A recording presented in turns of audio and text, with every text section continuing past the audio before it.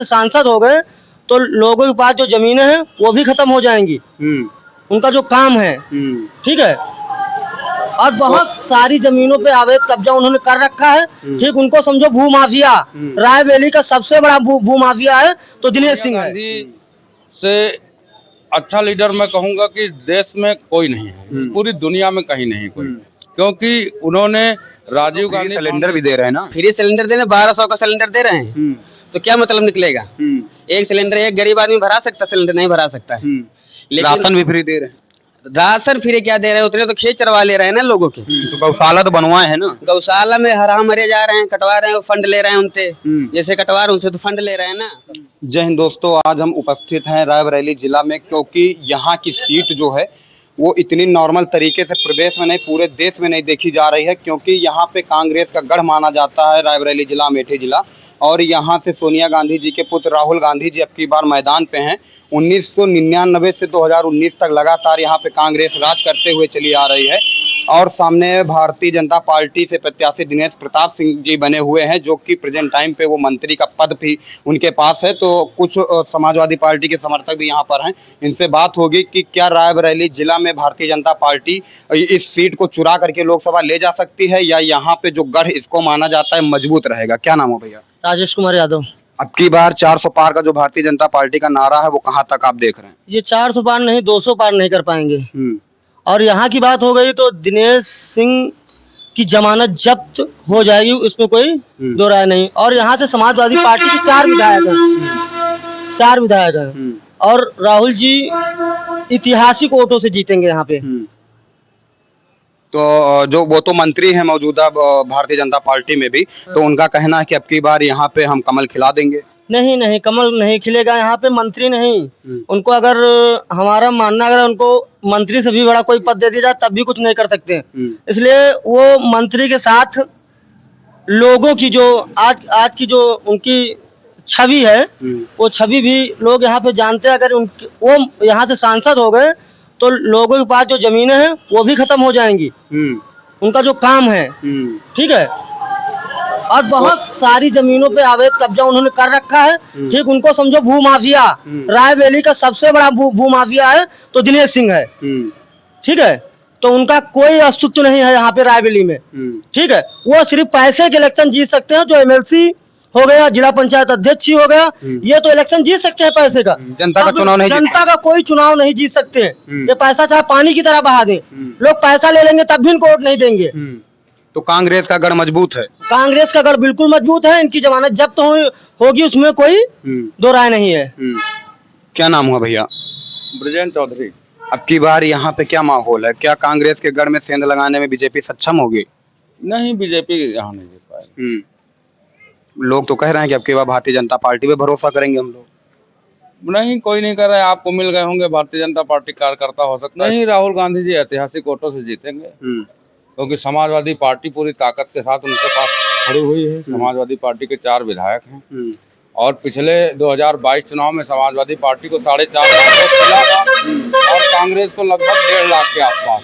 तो अगर आप वो जोड़ लेंगे तो 6.5 लाख वोट होता है और भारतीय जनता पार्टी को 3 लाख कुछ वोट मिला था। तो वैसे भी हम लोग 6 लाख पे हैं और वो 3.5 पे हैं। तो और बाकी राहुल गांधी जी के लिए लोग यहाँ देख रहे हैं कि वो एक सांसद ही नहीं, एक प्रधानमंत्री बनने जा रहे हैं, रायबरेली देने जा रही है। तो उन्हें कुछ लोगों का, ये आपने जो सवाल कर दिया, कुछ लोगों का ये कहना है कि जो गठबंधन सरकार ये लोग बनाना चाहते हैं उसमें अभी प्रधानमंत्री का ही चेहरा क्लियर नहीं। इस पे क्या कहना? नहीं, देखिए, प्रधानमंत्री का चेहरा तय करना तो जो संसद के जितने सांसद चुन के जाते हैं उनकी जिम्मेदारी होती है। और ये तो बहुत ही, मैं तो कहता हूँ कि हिटलर शाही है कि वहाँ तय है पहले से कि प्रधानमंत्री मोदी ही बनेगा। ऐसा नहीं होता है। जो नेता चुना जाता है वो वहाँ के सांसद चुनते हैं कि कौन बनेगा।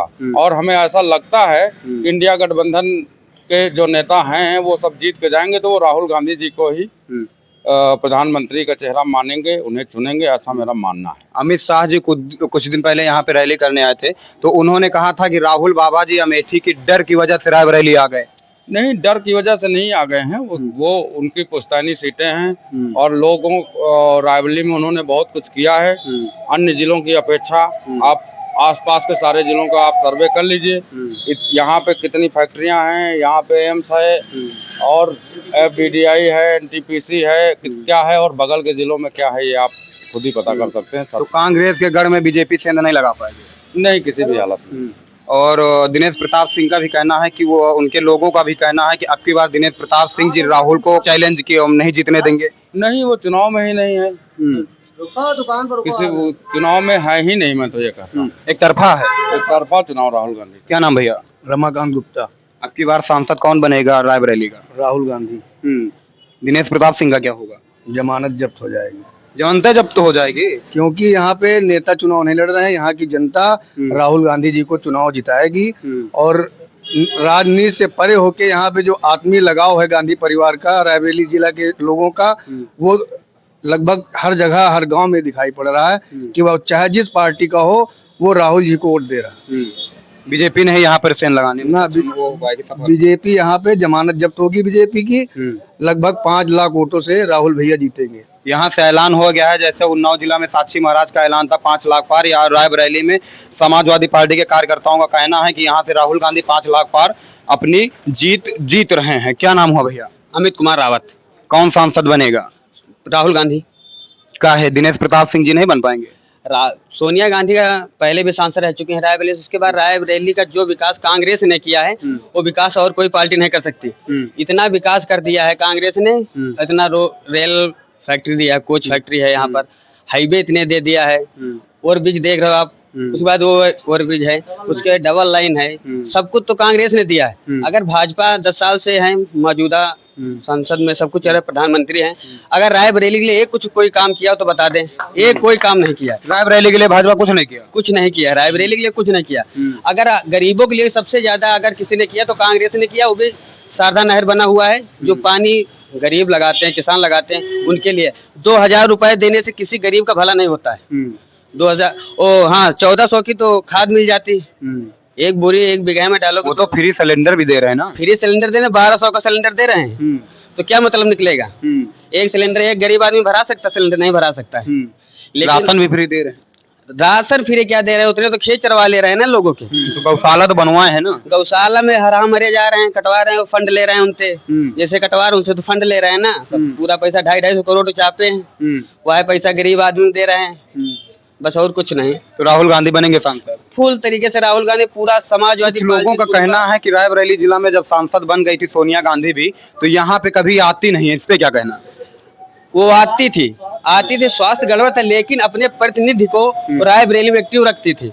जो किसी भी समस्या थी वो एक्टिव था, प्रतिनिधि जो उनके थे। ठीक, सुशील पासी उनके प्रतिनिधि जो कुछ काम किया है, उन्होंने एक बारात घर भी दिया है, और लोगों के बीच में जाते थे, जिसका जो काम था वो काम करते थे। वो मानते ही नहीं आ रहे थे, सोनिया गांधी नहीं आ रहे थे, लेकिन किसी व्यक्ति का उनसे काम नहीं रुक पाया। तो आपका कहना सोनिया गांधी जी रायबरेली नहीं आ रही थी, लेकिन विकास की जो लहर थी, विकास का जो काम था वो लगातार रायबरेली में आता रहा। जी, रायबरेली में सोनिया गांधी से अच्छा लीडर मैं कहूँगा कि देश में कोई नहीं है, पूरी दुनिया में कहीं नहीं कोई, क्योंकि उन्होंने राजीव गांधी फाउंडेशन से हजारों करोड़ों लाखों लोगों की आंख का ऑपरेशन निःशुल्क कराया है, और जो आम जनमानस के लिए बहुत ही उपयोगी है, बूढ़े बुजुर्गों के लिए बहुत उपयोगी। कोई नेता ऐसा काम नहीं कर रहा है कि जो गरीबों के लिए हो। सबसे बड़ी उपलब्धि ये मैं मानता हूं कि वो जरूर अस्वस्थ होने के कारण जो है 2019 के बाद से आज तक नहीं आई, लेकिन उनके जो किए हुए कार्य हैं उन्हें कोई भुला नहीं सकता। और इनका सबसे बहुत ही उपयोगी काम ऐसा है कि जो राजीव गांधी फाउंडेशन करके जो इनका वो आंख खुलवाने वाला कार्यक्रम चलता है, लगा इंदिरा गांधी नेत्र चिकित्सालय लखनऊ, वो पूर्णतः निःशुल्क है, वहाँ सारी व्यवस्थाएं हैं, सब कुछ है। और इस तरह का काम करने वाला पूरे देश में कोई एक नेता नहीं है। आप बता दीजिए अगर हो कोई तो ऐसा काम करने। तो राहुल गांधी पे जनता भरोसा कर रहे हैं? बिल्कुल जनता भरोसा कर रही है। तो लोगों का कहना है यहाँ पे कि कांग्रेस का गढ़ था, कांग्रेस का गढ़ है, और यहाँ पे भारतीय जनता पार्टी के जो प्रत्याशी हैं दिनेश प्रताप सिंह जी, वो कमल खिलाने में सक्षम नहीं हो पाएंगे। देखने वाली बात ये होगी रिजल्ट आने के बाद कौन बनता है रायबरेली का सांसद। इन लोगों का कहना है कि राहुल गांधी 5 लाख पार। आप लोगों की क्या राय है? रायबरेली से किसको सांसद बनता हुआ देखना चाहते हैं? कमेंट करके जरूर बताना। जय हिंद।